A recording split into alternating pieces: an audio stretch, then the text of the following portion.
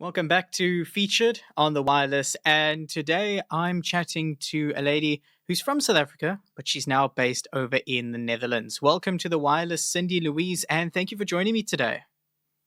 Thank you so much, and thank you for having me on the show. It's only a pleasure. So we're going to be chatting about your new album, which you released last week, Friday, but we're going to get to that a little bit later on. Just at the beginning, I just want to find out who exactly Cindy Louise is. Just tell us about yourself. Well, Cindy Louise is a classically trained singer turned magical maestro. That's all lovely packaged for you.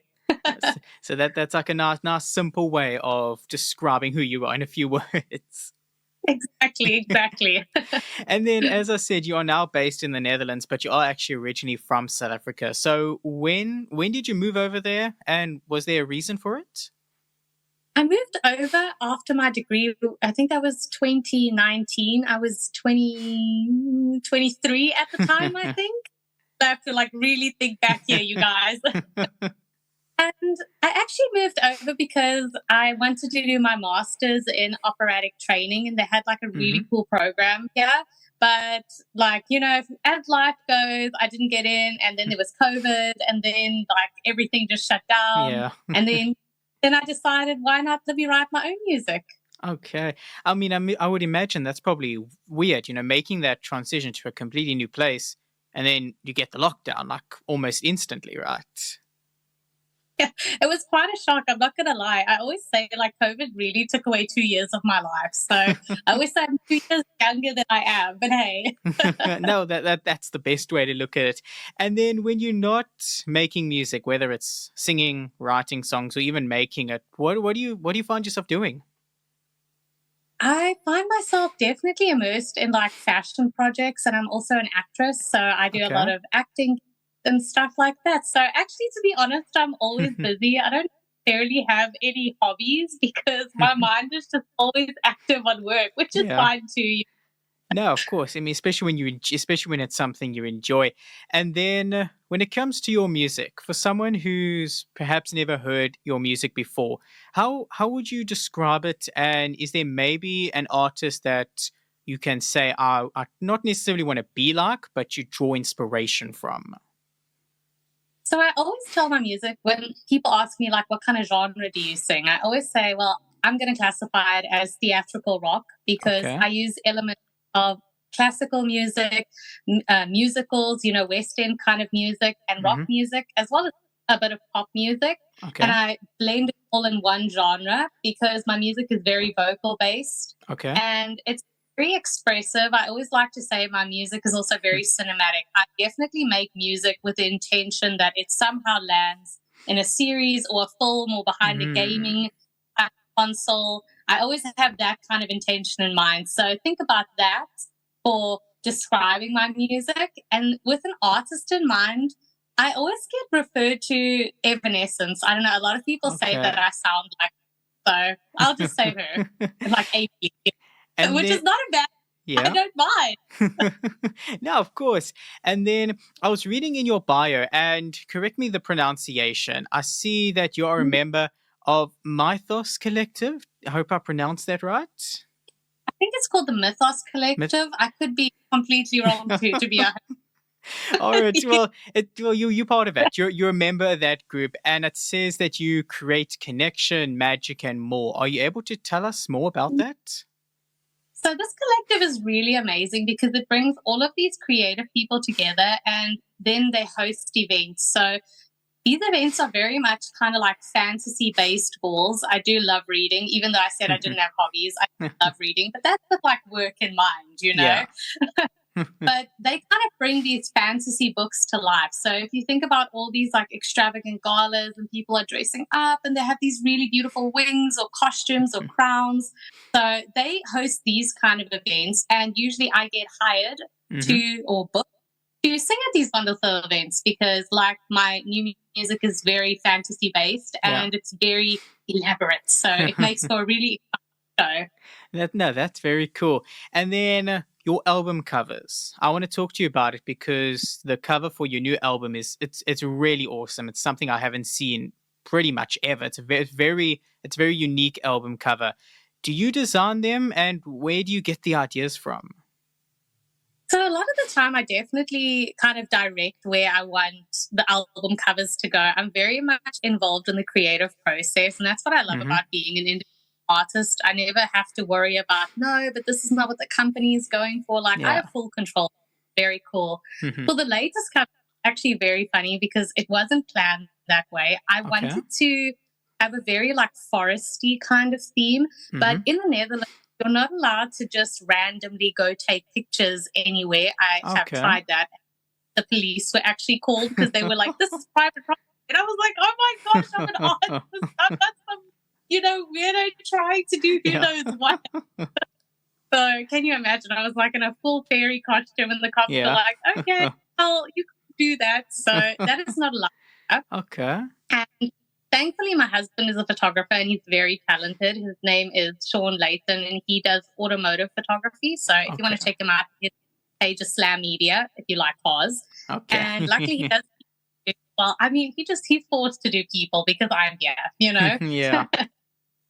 And we just got a hell of a load of flowers. Like we went to the nearest florist shop and we asked like, okay, I want this kind of look. And the guy like picked a whole bunch of stuff and you saw my mom like having stuff in my corset just to make this huge, beautiful like bouquet behind me. The process was quite hectic, but it turned out pretty cool. So I'm happy. No, it's very cool. I mean, I can just imagine you going to the florist and he's like, "This is what you want." He's like, "Okay, I'm going to close up for today. I've made my day's fair share." 100%. I think it costs, let's see, like maybe €100, which I think it's like 2,000 Rand now. Yeah. Okay. Well, I mean, it was definitely worth it because, as I said, the album cover it's something I haven't seen before, and I think it's really awesome.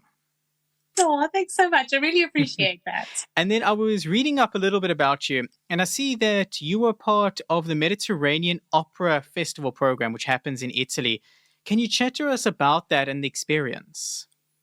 Yes, so it's very cool because in Europe they have these programs that opera singers can sign up for. Okay. And this particular happens in Italy, Sicily, and it's run by Jack Lavigne, who is a very well-known tenor in the opera world. Okay. And what happens is they put full-on productions on and you have to audition to be a part of it. So they'll say, cool, we have this opera that's going on, let's say like Le Nozze di Figaro, which is from Mozart, and you have to say, okay, well, I'm a soprano and I think Susanna would be really cool for me to play. And you have to send an audition of you singing basically the whole role because you can't just rock up there and be like, oh, actually, I don't know, I'm off book. Yeah. Otherwise, you don't go, sorry for you, I've seen that happen. People, but it is what it is. So yeah.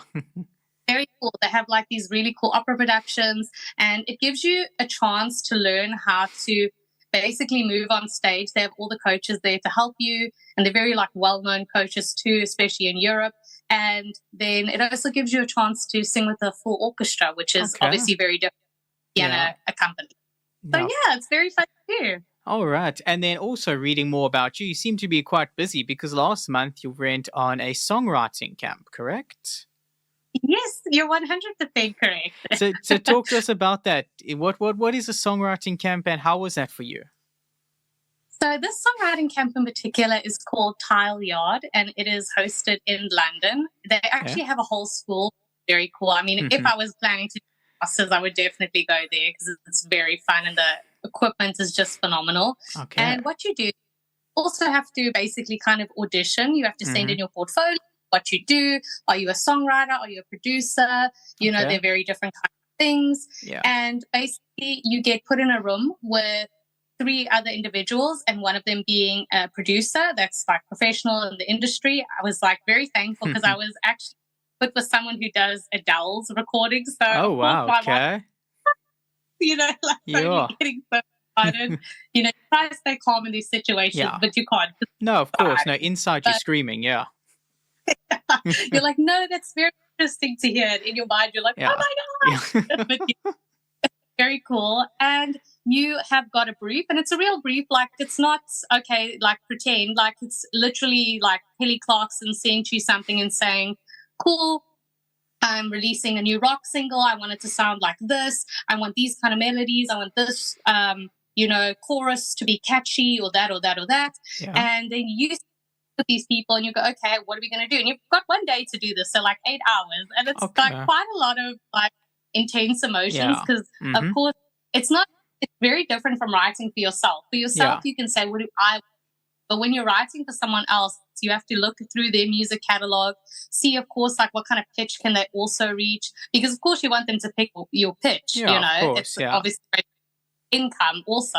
So it's very cool to do that. And then at the end, then they pitch it for you. So it's very cool. You get to split the royalties among yourselves because they really feel like you've invested for the camp because, of course, you paid to go there. Yeah. And it's honestly such a great environment. I've never even in the opera kind of world, this songwriting camp personally, I've never been in such a growing environment. Everyone was so incredibly nice and friendly, and everyone like they were just so like feeling up.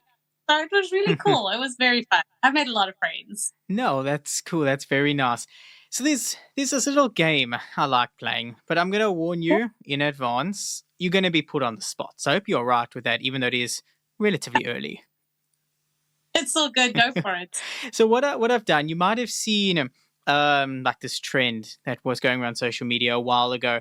I've gathered 5 songs off your new album called Whispers of a Kingdom. So I've gathered 5 songs. Any 5 of them. Don't know which ones yet. Well, I do, but you obviously I'm not going to tell you yet.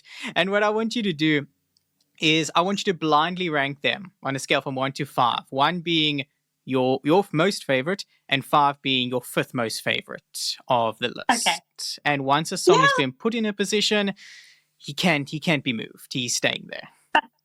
Lovely. Oh my goodness. So we're gonna put you on the spot, but I'm sure you handle it. You'll be able to, promise. I'm sure it will be fine. Everyone will be great. No stress. So the first song that I have chosen is Alone. Where would Alone go on a scale from 1 to 5? Number 1. Number 1 for sure. So if we go listen to your album now, that's the first one we must listen to. 100%. And I'll tell you why quickly. Okay. Because that's my parents' favorite song, and whatever they love the most, then I just have to love the most. I see. Okay. So Alone is at number 1. Our next one we've got is Shattered Dreams. I'd say 5. All right. So we've got number 1, number 5 done. Next one, Eyes That Speak, 2, 3, or 4? 3. Okay. So we've got 1, 3, and 5 done. So we've got 2 and 4 left. Our next one, My Fantasy Reimagined. Number 2. Number 2. And then, of course, number 4 is open. And that'll go to Rebel. Are you happy with the list? Anything you would change? I'm happy with the list. It sounds cool. You're happy. All right. So now that we just spoke about some of your songs on the new album, let's talk about it. Chat to us about the new album and then, of course, your latest song called Burn and Fall.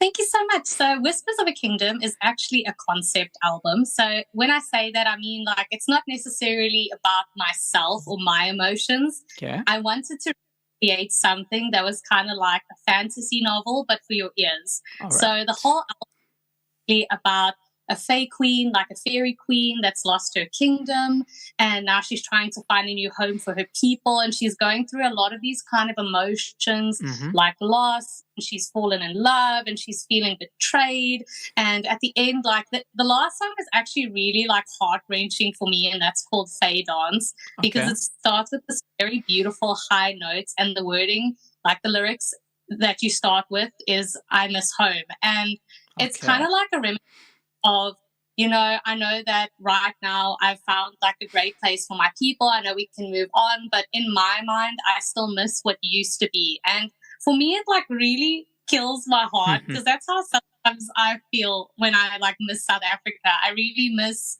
the old times that I spent with my family and my friends. And I wish that I could like basically go back. But of course, my life is here now. Yeah. And I'm not saying I wouldn't, like you kind of have that like, kind of feelings. So that's what the album's about. All right. And then where can we stream your new album? And then, of course, social media. Where can we find and follow you?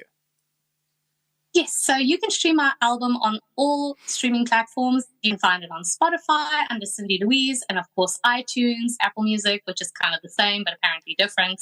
And you can follow me. Yeah, you can follow me on Instagram and TikTok because there I'm the most active. And my Instagram is Cindy Louise Official, and my TikTok is Cindy Louise Music. So please go give a follow and a like and send me a message. Tell me what you think. All right. And then before I let you go, anything else you would like to mention or chat about that we haven't covered yet today? I have a lot of very fun projects in the works, so it would be a very good idea to follow. Just putting it out there. So if you're on TikTok, I actually recently started a little series that's called Gluten Free Girly because I have celiac disease. Don't know what that is. It's basically like you're very allergic to gluten, that your body can't process it, and it's like a very well-known disease, but not that well known. Yeah. And I travel all the world, basically finding you the fun hot spots that are safe to eat at. So if you're a celiac girly or an individual, please do go find them. Very fun. Oh, there we go. Once again, thank you very much for joining me on Featured today, and we'll definitely catch up soon. And I wish nothing but the best, of course, for your new album and then all your projects you have for 2024. Oh, thank you so much. And thank you so much again for having me on the show. And I wish you a wonderful day. Thank you very much. Awesome. Bye. Bye-bye.